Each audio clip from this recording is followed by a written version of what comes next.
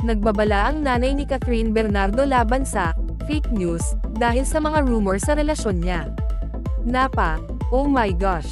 Nalang si Min Bernardo, nanay ni Catherine Bernardo, habang nagbabala sa publiko laban sa paniniwala sa mga hindi nakumpirmang impormasyon na kumakalat online. Lalo na raw yung mga tungkol sa relasyon ng kanyang anak. Ang babala niya ay dumating matapos lumabas ang mga balita na nagbabalikan daw si Catherine at ang dating kasintahan niyang si Daniel Padilla. Ang nagudyok kay Min Bernardo para magsalita ay isang post sa Facebook ng kontrobersyal na personalidad sa internet na si Sian Gaza.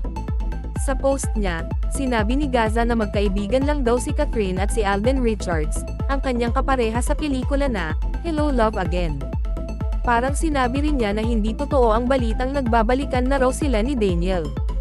Kahit hindi direktang sinabi ni Min Bernardo kung anong fake news ang tinutukoy niya, ang kanyang pahayag ay nagbigay ng duda na tungkol yun sa balitang nagbabalikan na raw sila ni Daniel.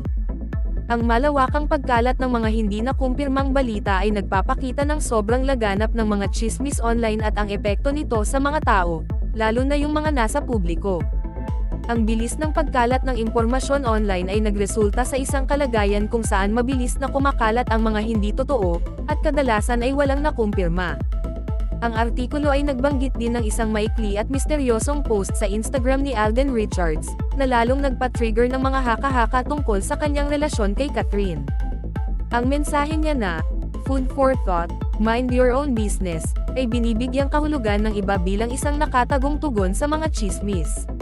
Dagdag pa sa mga chismis, lumabas din ang mga balita na may relasyon na raw si Catherine kay Mark Alcala, ang kasalukuyang alkalde ng Lucena City. Bagamat binanggit ng artikulo ang mga chismis na ito, hindi nito kinumpirma ang katotohanan.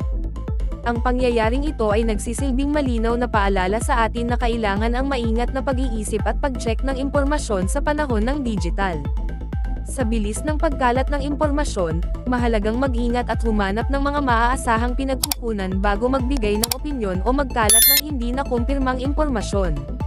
Ang responsibilidad para i-verify ang impormasyon ay nasa bawat isa, dahil ang mga epekto ng mga hindi totoo ay maaaring maging malaki, lalo na para sa mga tao na ang mga pangalan ay ginagamit sa mga chismis.